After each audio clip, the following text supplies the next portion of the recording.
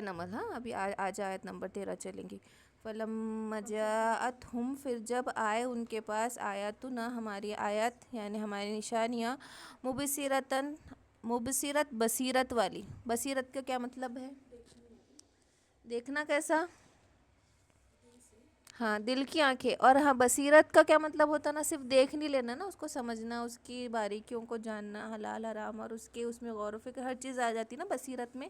یہ اٹھا لو نا پیج، کیوں ایسا رکھ دی؟ قالو، تو وہ کہنے لگے ھذا سحر مبین، کہ یہ تو کھلا جادوگر ہے. پھر جب ہماری آیتیں آ گئی، بصیرت والی بھی آ گئی، تو وہ کہنے لگے کہ یہ تو کھلا جادو ہے. وَجَحَدُوا، اور انہوں نے انکار کیا، بہا اس میں، وَاسْتَيْقَنَتْهَا، حالانکہ ان کو یقین ہو گیا تھا. وَاسْتَيْقَنَتْهَا، حالانکہ ان کو یقین ہو گیا تھا، انفسہم اپنے جی میں، ظلماً وعلواً، لیکن ظلم سے اور تکبر سے.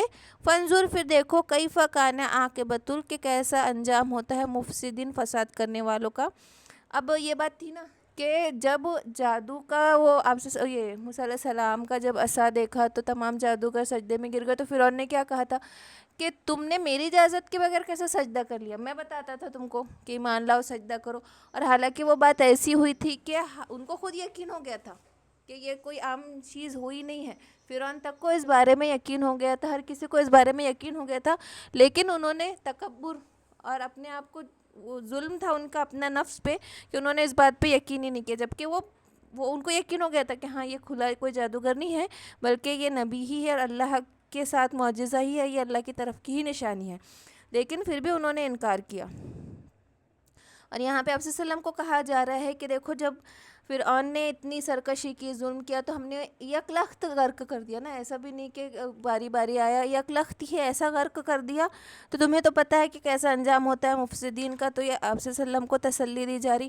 وَلَقَدْ آتَيْنَا دَاؤُدَ، اور ہم نے عطا کیا داؤد و سلیمان، سلیمان کو علم. بیٹے سورہ نمل دیکھو، آیت نمبر 15. کون سے پارے میں ان لوگ کو بتاؤ، نکالو آپ لوگ بھی. ہاں تو ان لوگ کے اس میں دیکھو، آؤ ادھر. سبق بعد میں پڑھنا، پہلے یہ سنو ہم جو سنا رہے ہیں.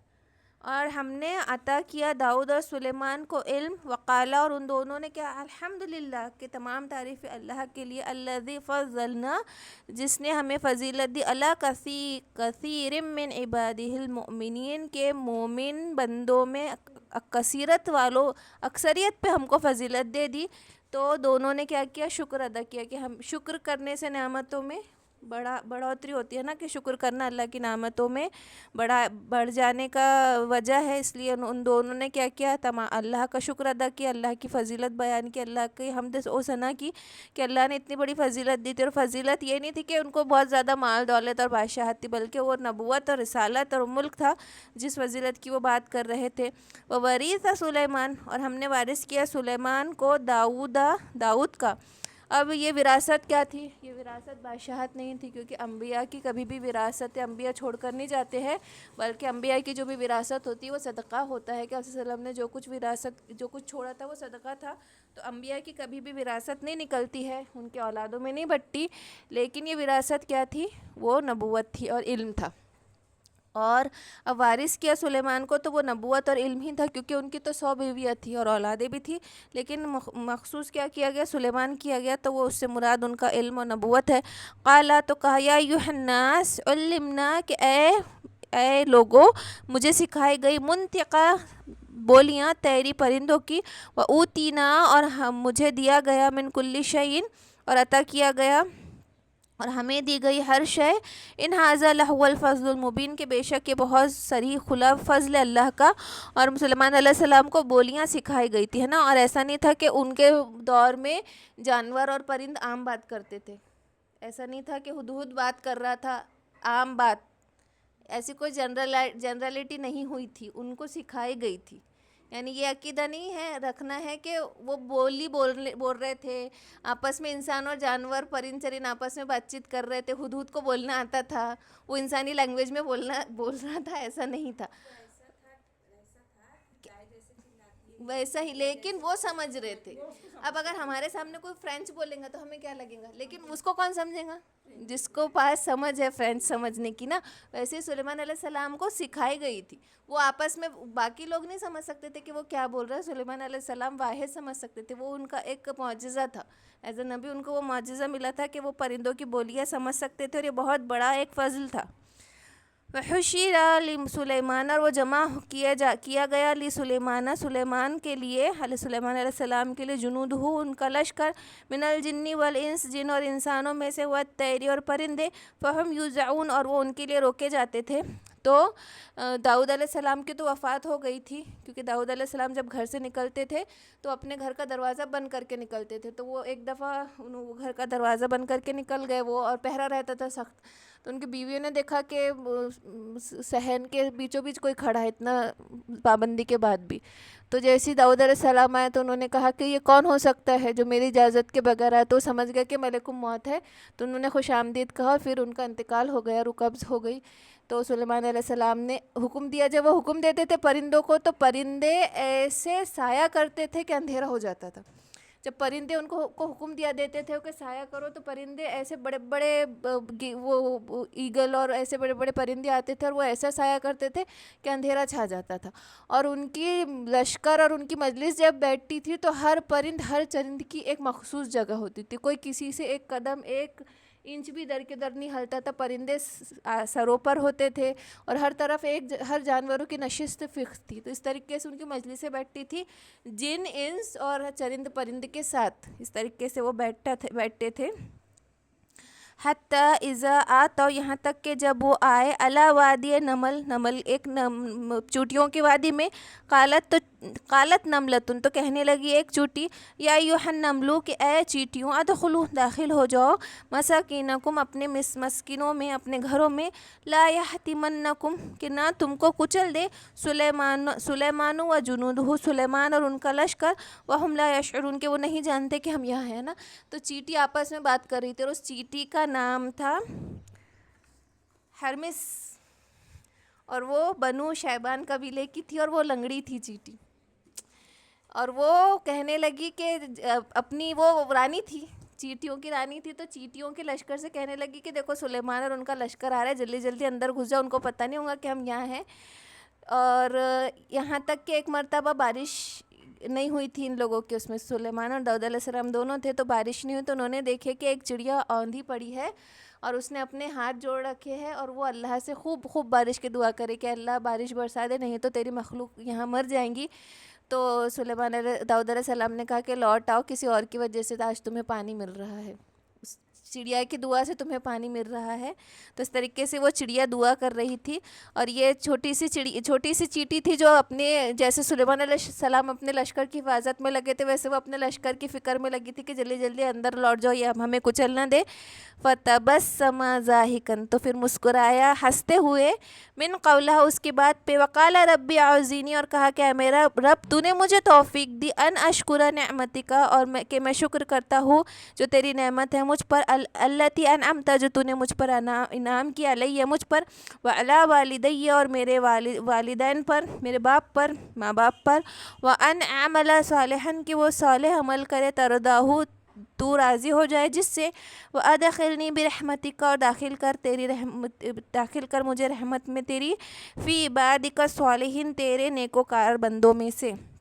تو یہ جتنی بڑی جو ان کو فضیلت ملی تھی کہ ان کو چیٹی کی بھاشا تک سمجھ میں آ رہی تھی، تو اس پہ ان کو بہت خوشی ہوئی. انہوں نے اس پہ اللہ کا شکر ادا کیا، اور میرے ماں باپ پہ تو نے احسان کیا کہ انہیں نیک صالحہ بنایا. دیکھو یہی احسان ہے، اگر ہم دیکھا جائے نا تو ہمارا کسی پر یہی احسان ہوگا کہ نیک صالح اعمال کرے، یا ہم اس کو ہدایت دے، یا اس کو کوئی ایسی بات سکھلا دے کہ وہ جنت تک اللہ کے رضا کو وہ پہنچ جائے. تو اگر کوئی کسی پہ احسان کوئی واقعتاً کوئی ہوگا تو وہ یہی ہوگا کہ کوئی کسی کی ہدایت کا ذریعہ بن جائے، نیک صالح عمل کرنے کا اس کو ہدایت مل جائے. اور کیا دعا کی انہوں نے کہ ادخلنی برحمتک، کہ مجھے داخل کر تیری رحمت میں، تیرے نیکوکاروں بندوں میں سے. اور ہم دیکھیں نا یہ دعا ہر نبی کی رہتی نا کہ تیرے نیکوکاروں بندوں میں سے کر دے، تیرے نیکوکار، یعنی انبیاء کی بھی یہ دعا ہوتی تھی. فقدا اور خبر دی الطیر پرندے نے، فقالا تو پھر کہا ما لی لا ارى الہدہد کہ کیا ہوا ہے کہ میں آج ہدہد کو نہیں دیکھ رہا، ام کان من الغائبین یا وہ غائب ہی ہے۔ تو ہدہد جو تھا ان کے لشکر میں وہ پانی ڈھونڈنے کا کام کیا کرتا تھا، تو یہ لوگ جب بھی نکلتے تھے جنگل وغیرہ میں ہدہد اوپر جاتا تھا اور وہ پانی کا پتہ بتاتا تھا، پھر جن فوراً وہاں پہ کنواں کھودتے تھے اور پانی تلاشتے تھے۔ اور یہ دیکھا جائے تو یہ کیسے سائنٹیفکلی پروون ہے نا کہ ہدہد واقعی میں کئی میل سے پانی کا پتہ کھوج لیتا ہے۔ اور سلیمان علیہ السلام کے لشکر میں بھی ہدہد کا یہی کام تھا کہ وہ پانی کھوجا کرتا تھا، اس لیے انہوں نے اس کو یاد کیا کہ میں ہدہد کو آج نہیں دیکھ رہا، وہ آج مجھے نہیں دکھ رہا ہے، وہ آج آیا ہی نہیں ہے۔ اور وہ بہت غصہ ہو گئے تھے کیونکہ ان کے پانی کی ضرورت تھی ان کو۔ عبداللہ بن عمر رضی اللہ تعالیٰ عنہ سے کسی نے پوچھا کہ مطلب وہ جب بھی ان کے علم پہ ایک تھے کوئی، وہ ان کے علم سے بڑے چڑھتا تھا وہ عمر رضی اللہ، عبداللہ بن عمر کے علم سے، کیونکہ بہت اچھی تفسیر بتاتے تھے نا عبداللہ بن عمر۔ تو اس نے سوچا کہ یہ آیت جیسی اس نے پڑھا تفسیر میں کہ وہ ہدہد پانی کی تلاش کرتا تھا، تو کہا کہ اب میں انہیں آزماتا اور اب میں آج ان کو پکڑ لوں گا، یہ بڑا علم بتاتے ہیں نا اپنا، آج میں ان کو پکڑ لوں گا۔ اور وہ گیا اور ان سے پوچھنے لگا کہ اچھا بتاؤ تو آپ نے تفسیر کی ہے کہ وہ ہدہد جو تھا وہ سلیمان علیہ السلام کے لشکر میں پانی تلاشتا تھا، اور آپ کہہ رہے ہیں کہ وہ اونچے سے اونچی جگہ میں دور سے دور جنگل کی گہرائیوں میں پانی کھوج لیتا تھا، زمین کے اندر کا بھی پانی اللہ نے اس کو ایسی صلاحیت دی کہ وہ ڈھونڈ لیتا ہے۔ تو جب کوئی شکاری جال ڈالتا ہے تو وہ اس کو کیوں نہیں دکھتا، تب اس کی عقل کہاں چلے جاتی ہے؟ تو عبداللہ بن عمر نے کہا کہ میں تو چاہتا نہیں تھا کہ میں تجھے جواب دوں، لیکن اب تو نے ایسی بات کر دی اس لیے میں دے رہا ہوں کہ قضا ہے اللہ کی طرف سے، جب اس کی قضا فکس ہو جاتی ہے تو اللہ اس کی آنکھوں پہ اس وقت پردہ ڈال دیتا۔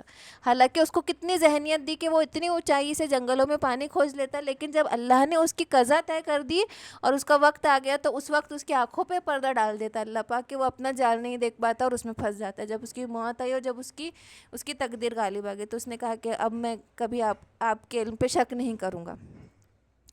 لا اعذبنہ تو ضرور بالضرور میں عذاب دوں گا اس کو، عذابا شدیدہ سخت عذاب، او لا اذبحنہ یا اس کو ذبح کر دوں گا، او لا یاتینی بسلطان مبین یا وہ میرے پاس کوئی اچھی واضح معقول وجہ بتا دے مجھے، نہیں تو یا تو میں اسے سخت سزا دوں گا یا اس کو آج ذبح ہی کر ڈالوں گا۔ فمکث سو اس نے دیر کر دی، غیر بعید بہت زیادہ نہیں تھوڑی سی، فقال احطت تو پھر کہا احطت میں نے معلوم کیا ہے، بما لم تحط کہ جو تم کو نہیں معلوم، بھی اس بارے میں، وجئتک اور میں لایا ہوں آپ کے پاس، من سبا کی قوم سبا کی، بنبا خبر، بنبا یقینی خبر میں لایا ہوں۔ تو جیسے ہدہد آیا تو باقی پرندوں نے اسے کہنا شروع کر دیا کہ اب تو اپنی معقول وجہ ڈھونڈ لے، کیونکہ بادشاہ سلام محمد تو بہت غصے میں اور تجھے ذبح کرنے والا تھا۔ اس نے کہا کہ نہیں پھر تو میں بچ جاؤں گا، اگر انہوں نے اس شرط پہ ذبح کرنے کا وعدہ کیا ہے کہ میں معقول وجہ نہ دوں تو میرے پاس تو معقول وجہ ہے، میں بچ جاؤں گا۔ اور اس ہدہد کا نام تھا عنبر نام تھا اس کا، اور اس نے کیا کہا کہ میں ملک سبا کے بارے میں ایک وہ لایا ہوں، خبر لایا ہوں، انی وجدت امرأۃ کہ میں نے وہاں پہ ایک عورت کو دیکھا ہے، پایا ہے ایک عورت کو، تملکہم کے بادشاہت کرتی ہے وہ اوتیتا اور اسے دیا گیا ہے، من کل شیء ہر چیز، ولہا عرش عظیم اور اس کے پاس ایک بہت بڑا عرش ہے۔ تو وہ کون تھی؟ وہ تھی بلقیس بن شرجیل تھی، جو کہ بلقیس بن شرجیل کی ماں جو تھی وہ جنایا تھی، فیمیل جن، اور اس کے پیر جانوروں کے چوپائے کے کھر کی طرح تھے۔ اس کے پیر واقعتاً یہ سنے نا ہم نے بچپن میں، ہاں اس کے پیر وہ جب اٹھا لیتی تو اس کے پیر دکھ جاتے، کیونکہ یہ دعویٰ بھی کیا تھا نا پیروں کا، تو اس لیے جب وہ ایسا بناتے کہ پانی جیسا لگے تو وہ اپنے کپڑے اٹھا کے آتی تو اس کے پیر چوپائے کی طرح تھے، کھر کی طرح تھے، کیونکہ اس کی ماں جنیاں تھی، جنات، اس کی ماں جن تھی، باپ انسان تھا، اور اس کے کئی وزیر تھے، 300 سے زیادہ وزیر اور کئی لاکھوں کا لشکر تھا، اور بہت بڑی اس کی بادشاہت تھی، اور اس پہ اس کی وہ ملکہ تھی، اور اس کے پاس ایک 80 ہاتھ اونچا اور 60 ہاتھ لمبا اتنا بڑا عرش تھا، اور وہ اس طریقے سے فکس تھا کہ سورج اس کی طرف سے نکلتا، ایک کنارے سے نکلتا دوسرے کنارے پہ غروب ہوتا معلوم ہوتا تھا، اور وہ لوگ جو تھے وہ سورج کی عبادت کرتے تھے۔ عرش مطلب تخت تھا اس کے پاس، ایک عرش عظیم کا مطلب تخت تھا، سونے چاندی سے جڑا ہوا تخت تھا وہ، وجدتها اور پایا ہے ہا اس کو وقومہا اور اس کی قوم کو یسجدون للشمس کہ وہ سجدہ کرتے ہیں سورج کو من دون اللہ اللہ کے سوا وزین لہم الشیطان اور مزین کر دیا ہے ان کے لیے شیطان نے اعمالہم ان کے اعمال کو وصدہم عن السبیل اور روکا ہے ان کو راستے سے فہم لا یہتدون پھر وہ ہدایت نہیں پاتے تو وہ لوگ دن رات اس کو سجدہ کرتے تھے سورج کی پوجا کرتے تھے اور اللہ کو نہیں مانتے تھے وہ لے لو آگے کبھی اللہ یسجدو کہ نہیں وہ سجدہ کرتے الذی یخرج الخب کہ جو نکالتا ہے ہر چھپی ہوئی فی السماوات والارض زمین اور آسمان کی باتوں کو ویعلم ما تخفون اور وہ جانتا ہے جو تم چھپاتے ہو وما تعلنون اور جو تم ظاہر کرتے ہو اللہ لا الہ الا اور ہاں اچھا اللہ لا الہ الا اور اللہ نہیں ہے کوئی الہی مگر وہی رب ہے رب العرش العظیم عظیم عرش کا جو رب ہے نا اور یہ آیت سجدہ ہے اس پہ سب سجدہ کریں گے یہ سجدہ ہے آیت سجدہ ہے یہ ٹھیک ہے اتنے ہی رکھتے نا سجدہ کر لو سب